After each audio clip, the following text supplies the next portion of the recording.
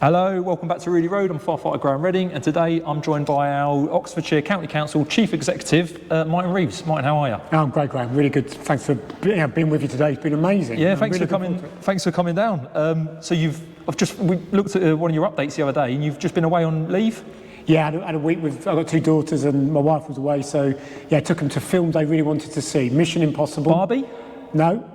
Mission Impossible and Indiana Jones. So yeah, we spent some time together. What's the Martin Reeves verdict on both of them? I would say out of 5. 1 out of 5. Mission Impossible 4 out of 5. Ooh. Indiana Jones a bit more disappointing, 3 out of 5. Yeah. There's a bit of a legacy there to build upon, isn't there? And it's not going to be the same. But we've got you down anyway because we've done a few of these interviews before, and it's good to us to meet you and you to sort of give us a little bit of an insight into your life and what you do. Like I say, you're Chief Executive of Oxford County Council. How long have you been Chief Exec for Oxfordshire so far? I've only been here 5 monts. 5 months? I'm a newbie. Brand new. You have been, because that's part of the reason we got you down is because we've seen you do it. You've been doing the rounds, different departments, visiting them. So you get yourself out and about, so hence why we thought we'd get you in. And you are our first non-fire rescue service personnel that we've had that we're interviewing. Wow, okay. Hopefully not the last. But you are our first. So just give us a bit of if you can, a bit of an insight what a chief exec does, because I don't really know. Wow, it's a big question, isn't it? So, or does or doesn't do. No. Well, yeah, let me give you the insider. So chief exec of a big county council like Oxfordshire, I'm also called the head of paid service, which is a bit of a technical term, right. But that's really important, right? So what I do, above all, I'm held to account, responsible to the politicians, to actually make sure that the 10,000 colleagues that work for Oxfordshire County Council, including fire and rescue, all of our schools, it's about 5,000 without the schools, make sure that they've got the right tools for the job, that they're able to focus on what they need to deliver every day, whether it's adult social care, children's, the fire and rescue, libraries. And actually the money that we've got, the resources that we've got is deployed in the right way, that when politicians say these are our priorities, that we deliver them. So I'm held to account on behalf of the whole organisation to make sure we marshal all of that and get the job done. What I don't do is determine all of the big policy about what we do as a county council. That's for the politicians who are elected, obviously, by the residents of Oxfordshire. So I've said this to people before, let me tell you, being a chief executive of local government, like all of our jobs, is tough. No day is the same. Literally, hour to day, it will change. It's the most privileged job you could possibly have. If you think about it, every day you come into work and you've got this privilege of being able to just try in your little way to try and improve people's lives and just try and just keep moving forward. And some days I succeed and we succeed, sometimes I don't. But you know what? We always try. It's the best job in the world. I pinch myself every morning. And I think that aspect of it, people that, we've had the chief fire officer in, deputy chief, and that's sort of been that's why we've joined the fire service. Because we want to make a change, try and make, we're there to support the community, we like to help. And then I think as people have gone up the ranks, they've probably gone up because they've seen things that they want to try and make a change. And then obviously it must be quite rewarding when there's a change that goes in that you've implemented and you see that. I mean, one of the things I'll say to you, Graham, which this is really important, people say to me about the job, wow, it's a really, really big job. All of our jobs are big. You've got like 10,000 people, you've got £1 billion budgets. Well, yeah, that's kind of fact. The truth is, every single day I say this to people, as a chief executive, there are hundreds of thousands of what I call transactions, moments of truth every day. I've been with you guys, so going out, doing the safe and well checks, going on a shout, whether it's an active one or you get stood down, every day your contact and our contact, I'm not in control of any of those. No. I can say a lot of stuff about how I want people to lead and behave. I'm literally only able to stand on platforms and talk about Oxfordshire County Council and how well we're doing based on those hundreds of thousands of moments of truth. I believe every day people come to work in Oxfordshire County Council to do the right thing on those moments to make that right call. But I'm not in control of those. So in some ways, people think I've got a really powerful job. The power sits with literally local government colleagues every single day. You think about it, that's really important. And I think sometimes people forget that. So that's why I'm really a massive fan of what I call value-based leadership. So we want technical expertise. You guys, what I've seen, you can't not be technically brilliant at what you do, but actually it's about the character that you show, it's about the personalities you have, it's about the behaviours. That's what separates us. That's why we choose to be public servants. And we could have other roles that we want to do. So I suppose, it's a two-edged thing. It's an amazing job, but actually every day I can't pull the levers. No. That's why I want to get out and about, because I just want to see the people that are making the difference every day. Definitely. And it's interesting, isn't it? What did you do? So before you came to Oxfordshire, you chief exec in Coventry? Yeah, I was chief executive for almost 15 years in Coventry in the West Midlands. And to be honest, chief executives in local government, roughly you're thinking, I think the average about service is about 3.5 years. Right, okay. So if you think about the length of time there, so I embedded myself in that city and that region. Before that, I had a number of other jobs, chief executive jobs, senior director jobs in London, Surrey, Bedfordshire. So pretty much know a lot of the different geographies around, certainly England, and been around the patch a bit with regards to What brought you to Oxfordshire? Say again? What brought you down to Oxfordshire? Oxfordshire, for me, was this amazing challenge of large scale. I mean, you know, there's the nation of to get from the southern point of Oxfordshire right up to the northern tip, east and west, massive rural areas, really, really special city here in Oxford with its own medieval history, but also some really proud market towns, and thinking about some of our towns like Banbury, Bicester, Abingdon, Henley. So a very different kind of place. But I suppose above all, what really, apart from the scale and the challenge, if I'm really honest, the thing that really, really motivated me was Oxfordshire has massive assets. It's got a lot of wealth. Yep. That's true. Yep. It's got world-class universities. True. It's got people here that are literally changing the world every single day with their science, their knowledge, and people know that. What people aren't so aware of is in that very same county there are people that are living in abject poverty, and you could literally, cheek by jowl, chuck a cricket ball between one part of our county that's got all the opportunities you can possibly wish for and you want for your own self and your family, to places that literally have not got those opportunities. So I've come here wanting to find a way with all of us, how can you connect that amazing asset, opportunity, and I could talk about this quite a lot, the dreaming spires of Oxford don't become just for some, they could become anyone. And if you're growing up in parts of Blackbird Leys, other bits of Oxford, other bits of Bicester, Didcot, wherever, it could be you could be the ones that are the next amazing scientist in Harwell or Milton Park. Why not? Because actually it doesn't feel fair, and the gap between those that have and those that don't. And it drives me from childhood onwards. And it's one of my value bases. And so, I thought I can hopefully be part of a team that can start connecting those together. Oxfordshire should not have those levels of deprivation. No, poverty. and it's as simple as that. It's not on. It doesn't. The final thing I'll say is it doesn't have to be that way. It's not acceptable and it's not inevitable. So we've got to go after it together. Yeah, and it's not. I'm not from Oxfordshire. I moved here for this job, and so all my friends and that, I said to them, I've joined Oxfordshire Fire Service in Oxford City, and Oxford City is amazing. You know, and they don't really, the parts that you were just saying. There are parts that aren't like that are underprivileged and all sorts. So it's quite surprising. We've driven through some of them parts today when we're coming back from Shouts and from Safe and Well. So it's quite interesting.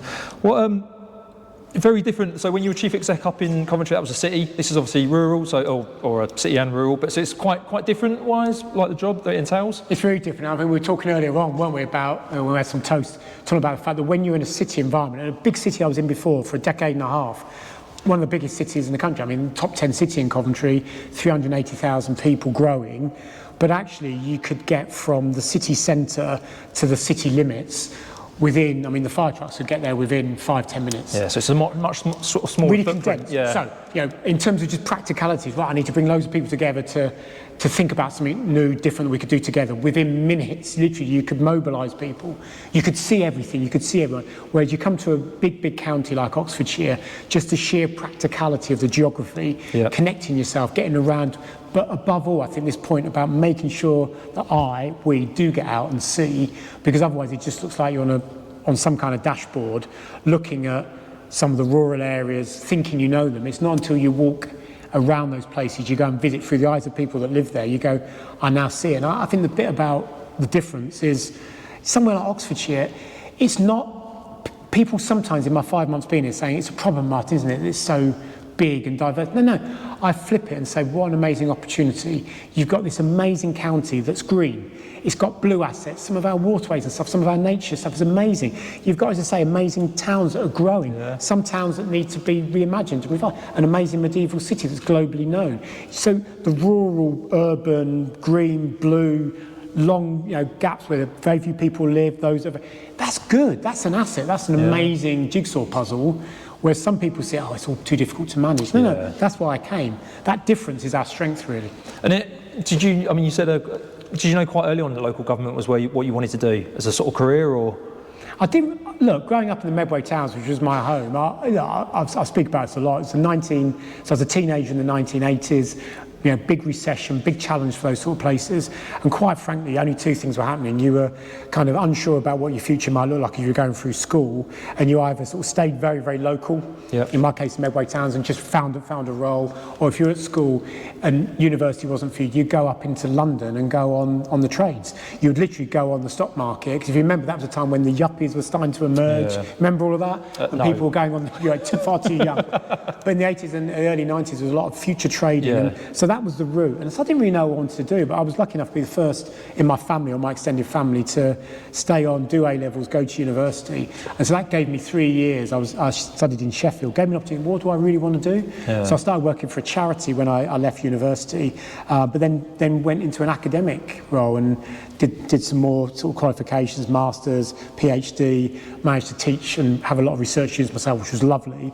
But I fell out of love with academia, and I fell out of love with universities and fell in love with local government, because I just walked into a council chamber to present, and it's not for everybody, but I thought, I think I could fit in here. So it kind of hit me a bit side, and I suppose if I'm honest, the only thing I think, I wish I'd come into local government kind of that 5-10 years earlier, but you make different choices, don't you? You need to do a bit of a dog leg and end up being where you want to be, and I've never looked back. It's been the most amazing kind of what's getting on now for 2.5 decades really of working in public services. And local governments reckon where you'll stay? I love it. You were talking earlier on, you were sort of saying about the next move would be, well, the next upward move would be what, central government? And do you know what, the reason I love local government is, again, we were chatting about it earlier on, we're a people business, you know that, but we're a place business as well. That's what makes us different.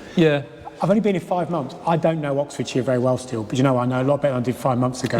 In another 5 months, I'm going to know even better. And I'm getting myself now immersed in the place. I'm kind of understanding its little idiosyncrasies, it's a little bit, also a bit, that's an interesting bit of history. I'm getting to know the characters, the people that have shaped a lot of it. That's what fires me up. Places, people fire me up.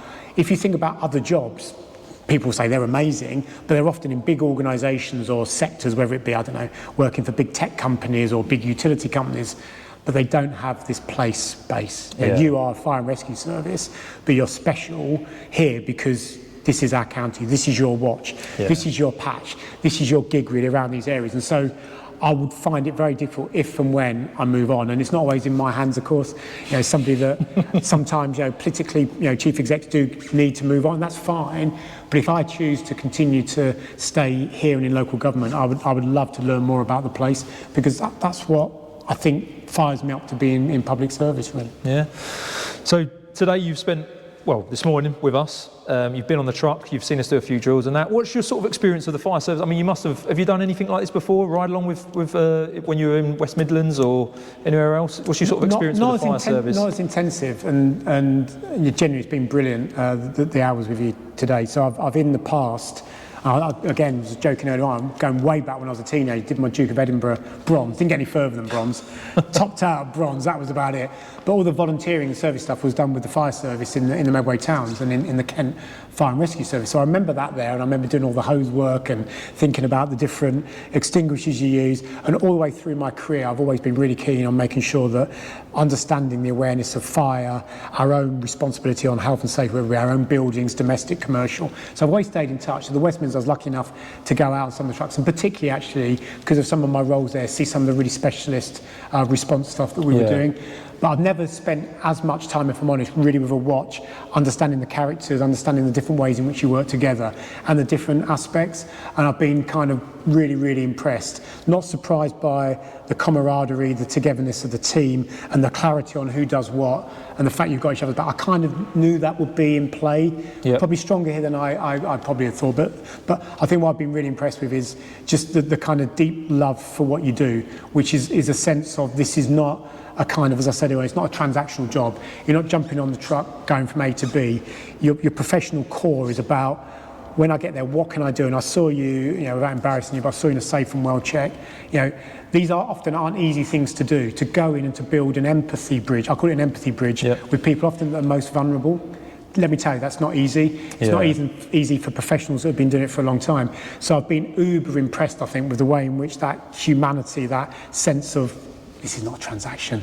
This is about what fires me up literally to come in and do what I do and to build those bridges with the people that, again, sometimes their days take a bad turn. Yeah. You're their first, their middle and their last hope, really. And so, I just think it's lovely. I suppose I've also learned about some of the technology changes we've got around here, and certainly from the last time I've been near a fire service in any kind of detail, I've seen even in that last 5 years, massive shift for good reasons in tech, in materials, in the ability for you to do what you need to do, tools for the job.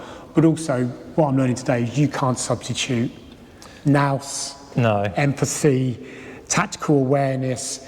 That is something which no bit of tech is ever going to. You've played your part as well, because you made Rose a cup of tea. Well, we're the Safe and Well visit, and Martin Reeves, Chief Exec, made Rose a cup of tea. And she said it was a good cup of tea. Yeah, she said it was a good cup of tea as well. But there were 2 cold cups of tea, so I felt for her. But that's a bit about empathy, isn't it? Yeah. Because there's nothing on your checklist which talks about make sure you give them a hot drink before you go.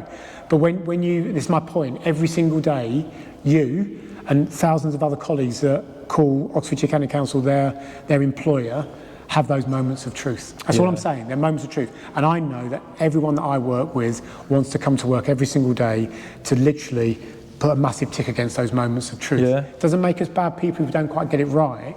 We go again, we learn, we go again. So I think, to come back to your main question, I wouldn't say it if I didn't believe it. I've been additionally impressed, I think, by the fact the tech, the equipment, the advances and everything you've got around you is helpful. But the core of what you do hasn't changed. That core value of why you're here and why you decided to. Yeah, exactly. And that's, I'll run back to County Hall, wherever I've got left before the weekend now, energised, genuinely revived by what I've seen, and I mean that. It's true of all the visits I go on. I spent time this week down at a community service for people with really profound physical and learning disabilities. I was re-energised about why we do what we do with the people that kind of not just need us most, but the people that with a little bit of a helping hand can deliver amazing lives for themselves. And so it's not, I was saying to the team, for me here doing these visits, it's not completely selfish about I want to see what I learned so much, and I will be a better colleague, I know, and I'll be a better chief exec. Making those decisions, you know what, only I can make, and I get that. Someone once said to me, I first became a chief exec, do you know what, mine, it's the loneliest job in the world. I go, well, what do you mean about that? What do you mean it's the loneliest job in the world? Well, you might have 10, 15, 20,000 people, billions of pounds, but sometimes the only company you've got is your own judgment. If you just think about that. I've sometimes, quite rightly, it's down on you, whether I like it or not, top of the tree, people look at me and go, what's your call? I wouldn't want to do it. But when I've got people like you, and I know that's the power of the organisation. The power doesn't sit with me. Brilliant. What's your favourite bit of the day been so far? I mean, we've done. You've gone under air. You've had BA on your back. You were number 2. So we found we found a casualty, and you rescued the casualty. You've been up in the HB and the hydraulic platform, having a look over the spires. Obviously, did a safe and well. Was there any part of the day sort of stand out for you? It's really interesting. The platform's great. I love that, and I love heights, and I'm kind of adrenaline junkie really. But I mean, you won't even notice I didn't say it. But for me, 2 things. One is the BA stuff and working on that. You incredibly, personally, but also the team, really kind of responsive and caring of me in that environment. But although I'm a runner, I'm also an asthmatic, quite a severe asthmatic. Probably should have asked that before you put you should have probably done that in terms of dynamic risk assessment. Well, we did do that. But no, but probably about that. So in one way, I'm quite good at breathing, but also there is sometimes that natural panic bit about being that. So I love the care that was around that. And for me, it was good, because of course I'll chuck myself into anything. I'm not the sort of person who's going, I'm not quite sure I should be doing that. So I love the fact that I was able to do that and see 0.0001% of the kind of environment. Literally, that's how tiny I saw. So I love that. Honestly though, because of the rounded view of, I don't want you to be feeling like you're a fire and rescue service that is separate. You're an integral part of that wider, and we've seen this. So for me, the safe and well stuff is really important. That's special to me.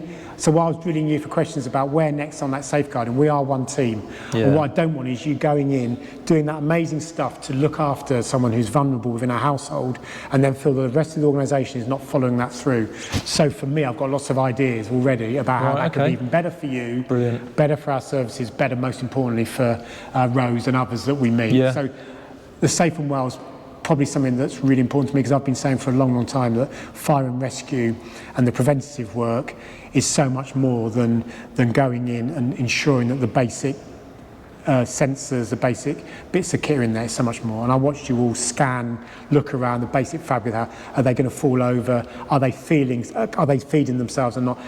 That is where the future, I think, not just of your service, but our services is about looking after people, also giving them the tools to look after themselves. Because you know what? We want them to stay at home as long as they possibly can, as safe as they possibly can. Yeah, of course we do. So I love that. So both bits really, for different reasons. We go to, every time I go to, quite often I walk into the house, especially the elderly, and straight away I think of my own mum and dad. Yeah. You know, and I think that's, and the other firefighters do as well. And so you immediately, that care and that comes out. What about you? What does the chief exec do in his spare time, or their spare time? Hobbies? So you're a runner. Any other hobbies? It's mainly sport. So it's a bit of a one-trick Reeves family pony, really. So both my girls play hockey. Yeah. I'm a hockey umpire, hockey coach. So our weekends are literally dominated by going around up to Newcastle, down to Taunton, all around playing hockey, umpiring. So that I run a lot. So that's I don't read very much anymore. That's partly because having been an academic, read loads of stuff. A lot of it boring, a lot of it needed to be read. So I don't tend to read. Listen to music. I've got a really, mainly with the girls, bizarre Spotify list, which is really eclectic. Right, a bit of a mixture. I love literally 1950s stuff, Eddie Cochran, then Johnny Cash type stuff, Dolly Parton, I have to say that, a lot of that Nashville country western stuff, right the way through to some of the modern stuff. Brilliant. And some of the kind of, what my girls would say, really down, kind of probably grungy stuff, right? So I listen to music, because for me that's relaxing, because our jobs are really tough and you do have to decompress. Family's my main decompression point. My solace is running. I don't wear earphones, I just go and run, canal networks. But you've sometimes got to just take yourself away from it, because all of our jobs are really intensive, aren't they? And going back to you taking me in the smokehouse, truth is I saw a small window on that. Those sort of shouts and even training is physically and mentally tiring, and you've got to find space to come away from that. You've got to decompress, haven't you? Decompress is exactly the right word. So, and I said this again when I arrived here, and people have asked me the questions. You know, what I do and what we do is really important. But our families are more important. And actually what we've got to get this balance here across your service, across all of the camps, to make sure that people bring them whole selves to work. And I mean this because we've all got issues, we're not perfect, family issues, not feeling great, and the ability to be honest about that. We need to support each other, and when we come to work we give our best, but you know what? The people we're looking after as well also need us. So that balance between being present with them. So I've got a good balance, right? And I'll tell you this, it's a little trade secret. Of all the years I've been doing this in big roles, sometimes emergency stuff, of course, I'll be responding. I don't expect, and I don't copy behaviour, which means on weekends, late into the evening, I'm sending emails around. I won't do it, and I don't expect others. If there's an emergency response required, I'll be there, and the teams will be there. I'm not into that. People are flexible, they can work whenever they like, but there's no expectation, right? We do work, we work intensively when we need to, we also have downtime, and you need that's important for me. It's for everybody, isn't it? It's of course, it's really important. Brilliant, right, we're going to go into a quick fire round. Oh good, been looking forward to these. I don't know what these are, right? So we can edit them out if they're anything rude. We'll edit it out if there's any. Right, takeaway or eating in? Oh, hang on a minute, it's takeaway or eating out? Eating out. What's your favourite takeaway though? I love Thai food. What about if you go to a restaurant? Have you got a favourite restaurant? Yeah, again, it would be a Thai restaurant, and even something like Wagamama's. I know we should, but I would love to go and sort of a jungle curry or a massaman curry or something like. Love. Nice. A night out or a night in? Now I'm 53. Night out. Once upon a time, it's a night in. Probably. Night in, play music or listen to music? Definitely listen to music. I'm so non-musical. My girls play. My wife's a really good. You know, she musically plays piano. I don't play. Nothing at all. No, I'm useless. Recorder at school. Nice. I think I won a certificate for being the third best player of a recorder in my class. You'll have to bring your recorder in and show us. Favourite animal? I've got a fox red Labrador. Oh, nice. Gun dog. So gotta be dogs. Gotta be Labradors. They are brighter than human beings. Especially on our watch. Tea or coffee? I'm a coffee drinker, mate. You know, they've made some lovely tea for me today. We've been giving you tea all day. Either. Right. Coffee machine at County Hall gets hammered by me. I'm an early starter. Okay. I'm an early starter, like 7:30 start, get in, and then, so coffee's really important to me in the morning. Probably tea later in the afternoon, but the tea's good here. Countryside or seaside? Oh, that's really hard. Probably seaside, because of the dog again, and runs along the beach, throwing the ball into the water. Yeah. But both good for your health, right? Get out there. Yeah, definitely. Comes back to Oxfordshire, right? Yeah. We've got all of that. Yeah. Yeah, we can get ourselves out and about, certainly in rural areas and water. Yeah, we need to use the assets we've got. Yeah, and there's some beautiful areas. It's amazing. Would you rather have a rewind button on life or a pause button on life? Oh, wow. It's good, isn't it? It's definitely a pause button, so I can. I'm not a reflector. All the stuff that's ever happened. You know, if you've done these tests where, these so-called psychometric tests about what you are and everything else, I come off the scale extrovert. But the one thing that has been universal, I never ever take time to pause, reflect, and go. I just don't, because I am literally fast forward the whole time. That was good, wasn't it? What next? So I'd love to be able to pause. The reason I would never rewind is the following. I believe that you should never have passive nostalgia. Yeah. What I mean by passive nostalgia is go, well, it was always like that in the old day. Actually, you live your life doing the best thing you can for yourself and people around you. Yeah, we'd all like to go and recreate a different way. I have no regrets, you crack on, but I do have a regret about just if I was to stop, pause, it's really annoying to people. They think, can we just slow down? You're moving on to the next thing now. We haven't really necessarily finished that last one.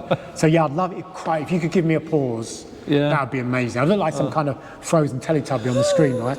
Bald-headed Teletubby. But I'd love to. Can you give me that? I'll pause it on the camera. We'll pause it on the camera for a split second. It's important though, isn't it, that we come off to reflect. Or conveyor belt, treadmill, whatever you want to say. Just come off it a bit. We don't do that. The world's a bit spins on design really quickly. I'd love that. Give me that. Take a moment, do we? Yeah, it'd be nice. Yeah. Barbie or Oppenheimer? The two films that come out now. There's this whole thing, isn't there, about which one would you rather go and see, though? Definitely Oppenheimer. I think that would be amazing. And yeah, me too. Yeah. You're a Barbie fan, I know. Physical strength or mental strength? Mental strength, because the ability to have, you can build physical strength, actually the training of mental strength, resilience, robustness, and the ability to draw on other people is a lot harder, actually. Yeah, I think it's quite important, that mental strength over, for me, it would be mental strength over physical strength. If not, but for camera, I've said this to your boss, and I'll say it to you now as a team, the power that you've got, right, as a bunch of brilliant first responders, brilliant professionals in fire and rescue, the ability for you to talk about stuff where every day, mentally, you won't necessarily be on top of your game. Yeah. I'll put my hand up and go, there's some times where I have stuff at home, I feel like I can't cope. I think I talk about juggling with chainsaws. It's something I talk about. Someone said, how's your job going, mate? I said, at the moment, obviously, I feel like there's so much big risk, tough stuff, I'm juggling with chainsaws. I'm not going to turn around to him and go, I'm bob on, I'm absolutely... Of course, there's times where I'm going to doubt myself, I'm going to feel like I'm not on top of my game. So what do? I reach out to people who can give me some love, a bit of arm around me, say, come on, mate, let's try this. So I'd say to all of you, you don't have to always show this kind of amazing physical presence of we're on charge of it. Do you know what? If you're not feeling great, reach out. The power of you saying, do you know what? It's not weak. It's an amazing strength. And I'd love you to do that for us, because actually, I think I want to get this organisation talking about stuff, and men's health, and particularly mental health across all ethnicities, ages, genders, is something that still I don't think we talk enough about. Yeah, no, definitely. Yeah, that's a little challenge back to you guys. Obviously, you probably look at us and think we'd go physical strength, but mental strength is more important. Yeah, I've seen some of your mental fortitude as well. So it's all right. Important question. We obviously, when we do nights, we cook each other dinners. Yep. If you came to the watch on a night shift and had to cook the watch dinner, what would you cook us? Do you know what I'd do? Keep it simple, because I've seen what you do upstairs. I'd go 2 bits of white bread, not wholemeal bread. Right? Yeah. Loads of butter, toasted, loads of butter. Beans, but spice them up a bit with curry beans. Bit of curry, bit of Jamaican spice. Oh. A little bit of cheese just melted across the top. Oh, nice. Right, but then topped off with probably some Worcestershire sauce or something like that, just to give it a little bit of an edge. And then, depending on maybe just put a fried egg on top. You should join Red Watch. You could join us as a chef if you want. If you ever get fed up with being chief exec. Simple but wholesome. Got some bit of roughage, bit of protein, not too sugary. Yeah, that's what I'll go for. Yeah. Right, my final question. Now, bearing in mind we're Red Watch at Reeves Road. If you were in a car accident, what station would you want to come and cut you out? I would trust all of the watches across Oxfordshire to. But if you had to pick one. If I had to pick one, bearing in mind you are the first I've come to, I would definitely go, from what I've seen at the moment, Red Watch. Yeah, brilliant. Martin, thank you so much for coming down and having a chat with us. And thanks to you, it's been amazing. I hope you've had a good day. I've loved every minute of it. And we'll catch you later. Cheers, thank you. Very much.